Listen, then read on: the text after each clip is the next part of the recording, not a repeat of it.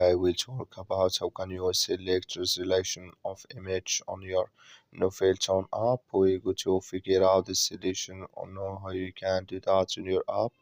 So you just follow this ways and it's going to work with you. So all you have to do, you just go down here, you click here on mine down here, you just click on it.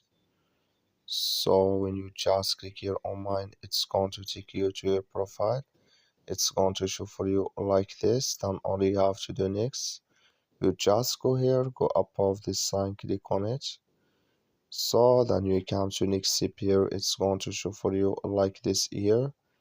Then you click here on resolution of images here, just click on it here. So then here you select here your resolution of images on your NovelToon app. That's all you have to do. Thank you for watching. Don't forget to support us by liking, subscribe.